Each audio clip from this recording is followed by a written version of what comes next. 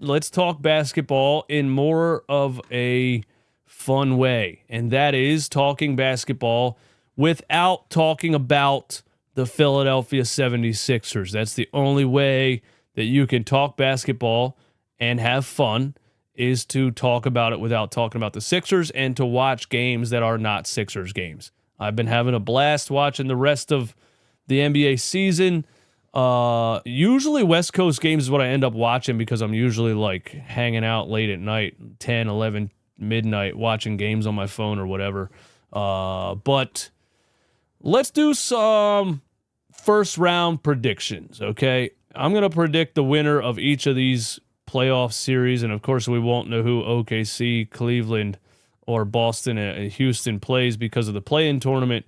I'm going to predict the winner of the play-in tournament and the winner of these other first-round matchups, and I'm going to get every single one 100% correct because I am the most knowing ball watcher that's ever existed, and anybody that comes to my YouTube channel and says I don't know ball is lying, and they know they're lying.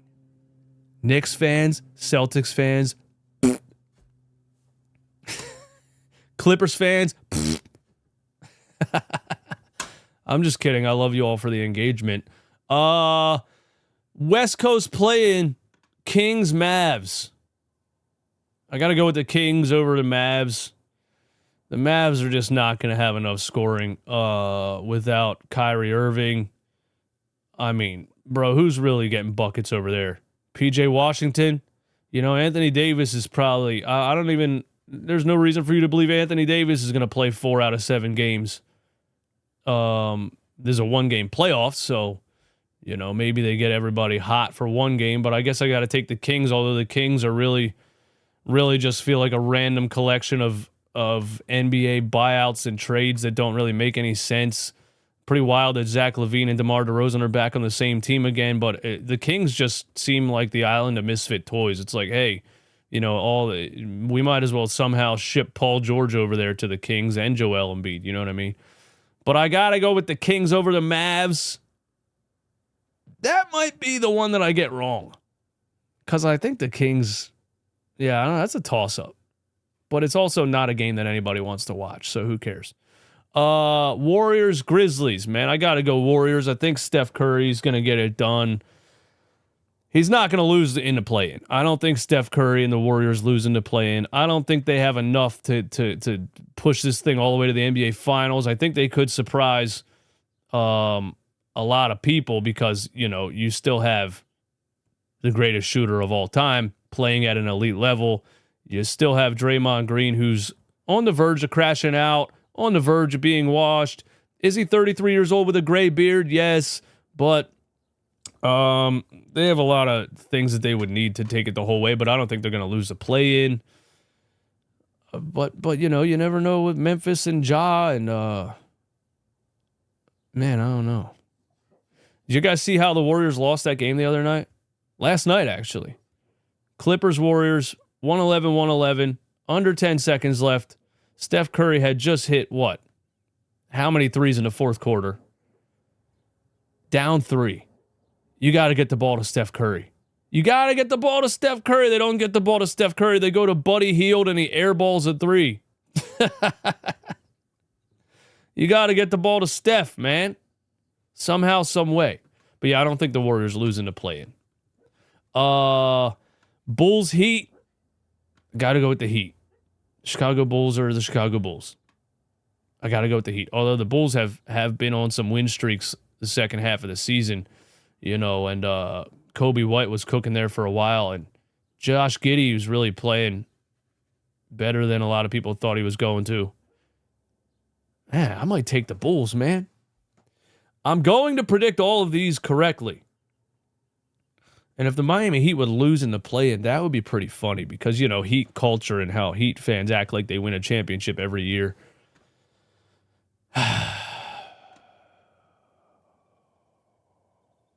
Nah, I got to go with the Heat, man. I can't pick the Chicago Bulls. Too bad of a franchise.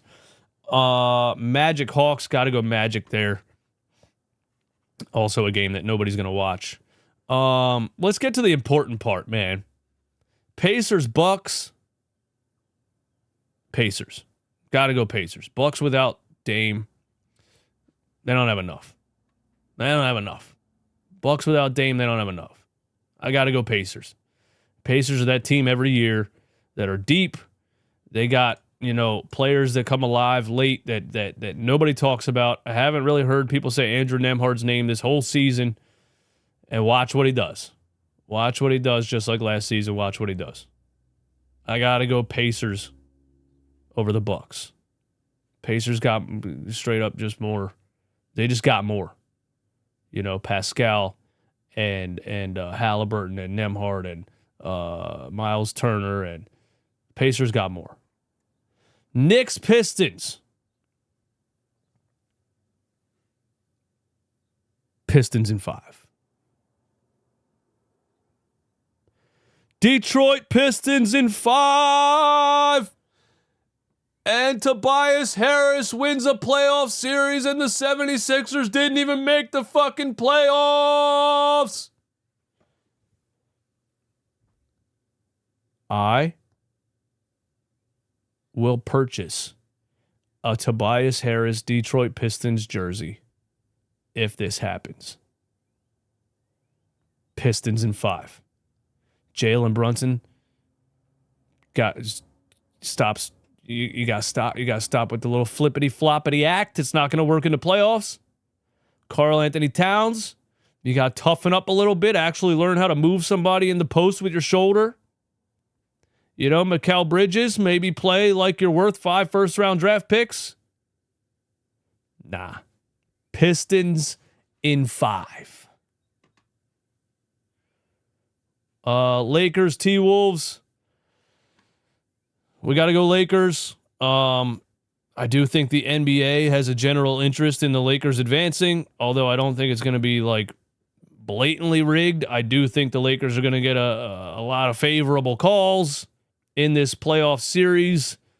Luka Doncic and LeBron James getting to the second round of the NBA playoffs is obviously what you would want if you were in charge. I think the Lakers have much more offense than Minnesota. I don't know what Minnesota is. You make the Rudy Gobert trade, then you trade away Towns. You don't really do much else. Anthony Edwards kind of left with nothing. Lakers in 6. And dude, this series is going to be so good. Dude, Denver, LA. Why did I say Cleveland? Denver, LA is going to be so good. And the goddamn Clippers. I want to cry, man. Because, I don't want to hate James Harden. I don't hate James Harden, actually. And I don't even want to hate the Clippers. And I don't want to watch the Clippers. But it would, feed my narrative a lot better if the Clippers would lose. I'm rooting for the Clippers to lose. I'm going to be honest with you. Strictly because I've said so many things about James Harden and the Clippers over the past 2 years that now I need them to lose. Or else I'm going to get harassed on the internet for all of eternity. And now I watch how they finished that game against the Warriors the other night, and I'm like, son of a bitch! With Kawhi Leonard healthy,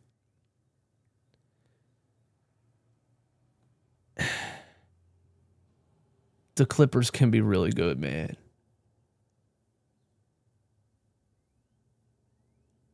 Denver in 7.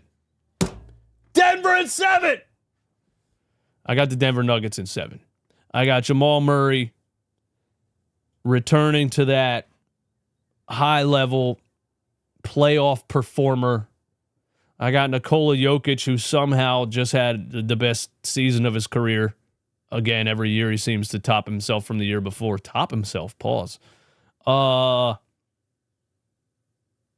don't know how, and this is not analytical whatsoever, because on paper, the Clippers win in probably 5. But Denver in 7. Yeah, I mean, and then what? OKC over the Kings, that's simple. Cavs over the Heat or Bulls, that's simple. Celtics can walk out and take a dump on the floor and beat the Hawks or the Magic. Rockets Warriors would be a great one, really.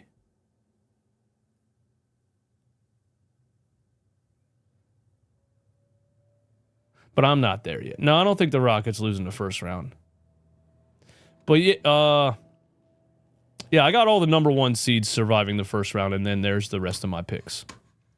And I hope you enjoy my playoff predictions, and they are all going to be 100% correct.